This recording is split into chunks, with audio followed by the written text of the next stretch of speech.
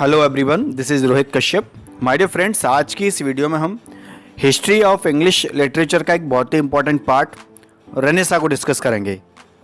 तो चलिए शुरू करते हैं। सबसे पहले तो दोस्तों मैं आपको इसका मतलब बता दूं कि रेनेसा का मतलब क्या होता है। दोस्तों रेनेसा का मतलब होता है रिबर्थ। अब ये किस चीज़ का रिबर्थ था, कब शुरू हुआ, कहाँ से शुरू हुआ, वो मैं सारी डिटेल आपको बताता हूँ। The word Renaissance was first used and defined by French historian Jules Michelet। दोस्तों ये जो वर्ड है रेनेसा, ये सबसे पहले यूज़ किया गया था। एक हिस्टोरियन है, एक फ्रेंच हिस्टोरियन है, आई मीन टू से ज्यूल्स मिचेलेट, उनके द्वारा ये शब्द यूज़ किया गया था।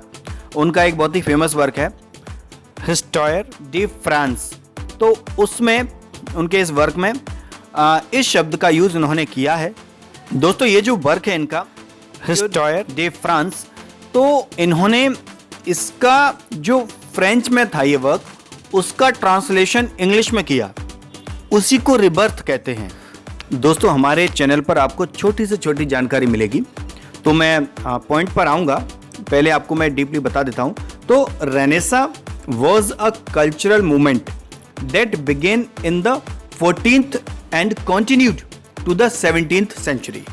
मतलब दोस्तों रेनेसा जो है 14th सेंचुरी से शुरू हुआ और 17th सेंचुरी तक चला।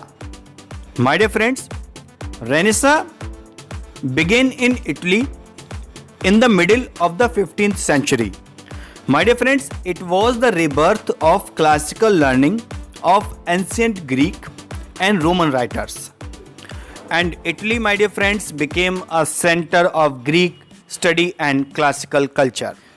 It gave rise to a new conception of man and life termed as humanism. मतलब दोस्तों मैं पूरा एक बार आपको हिंदी में बता देता हूँ, उसके बाद मैं आगे की डिटेल दूंगा।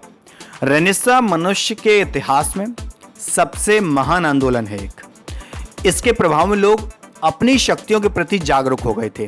मतलब रेनेसा से पहले जो लोग थे वो अंधविश्वासी थे, आई मीन टू से अंधविश्वास फैलाने वाले लोग उन पर हावी थे कि मनुष्य, वो हमेशा मनुष्य को ऐसा समझिए आप, ऐसे भड़काते रहते थे कि जैसे मनुष्य तो भाग्य या ईश्वर के हाथ की कठपुतली है। 15वीं शताब्दी के मध्य में रेनेसा की एक नई भावना दिखाई दी। इससे प्राचीन ग्रीक तथा रोमन लेखकों के ज्ञान को एक नया जीवन मिला। इसने मानव तथा जीवन को एक नया अर्थ दिया, जिसे आप ह्यूमनिज्म कहते हैं या जिसे ह्यूमनिज्म कहा जाता है। दोस्तों रेनेसा ने मनुष्य के जीवन में बहुत बड़ा परिवर्तन ला दिया। कुछ क्रिटिक्स ऐसा मानते हैं कि रेनेसा से पहले लोग अंधविश्वासी थे। अगर कोई भी अच्छा या बुरा काम कुछ भी होता था तो उनका ये मानना था कि ये काम भगवान के द्वारा हुआ है या हमारे भाग्य में ऐसा ही लिखा था, इसलिए ऐसा ही होना था।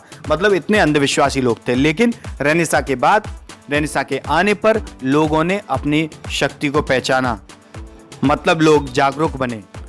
और दोस्तों इसी पीरियड में जर्मनी में छपाई का आविष्कार हुआ, यानी प्रिंटिंग प्रेस आ गई थी। मतलब प्रिंटिंग होने के बाद शिक्षा के प्रभाव व प्रसार में बहुत योगदान हुआ, यानी शिक्षा बहुत तेजी से आगे बढ़ने लगी। दोस्तों विलियम कैक्सटन ने फर्स्ट प्रिंटिंग प्रेस एस्टेब्लिश की थी इंग्लैंड में 1476 में। जैसा कि दोस्तों मैंने आपको शुरू में बताया था कि रेनेसा की शुरुआत जो हुई थी वो इटली में हुई थी। उसके बाद रेनेसा जर्मनी पहुंचा और जर्मनी से फिर रेनेसा फुल मैच्योरिटी में इंग्लैंड में 16th सेंचुरी में आ गया था।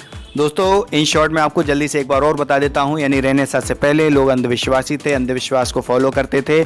मतलब अगर जैसे कोई भी काम होता था, कुछ भी अच्छा कुछ भी बुरा, तो लोग ये समझते थे कि ये भगवान ने किया है या गॉड ने किया है, यही हमारे नसीब में था। लेकिन रेनेसा के बाद लोग पढ़ने लिखने लग गए थे, लोग जागरूक हो गए थे, लोग जो अपने राइट्स को पहचानने लगे थे, अपने हक के लिए लड़ने लगे थे।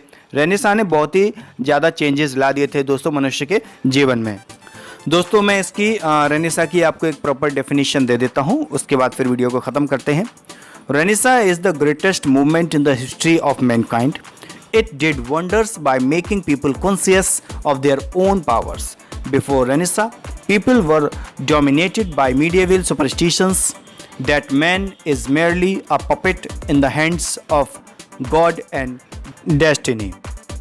Whatever men do is either blessed or cursed by a supernatural power. In the middle of the 15th century, that a new spirit of Renaissance took birth. तो दोस्तों उम्मीद करता हूँ रेनेसां आपको समझ में आ गया होगा। फिर भी आपके मन में कोई डाउट हो तो प्लीज़ आप लोग कमेंट बॉक्स में ज़रूर लिखें, हम उसको भी क्लियर करेंगे। तो चलिए मिलते हैं अगली वीडियो में। Thank you.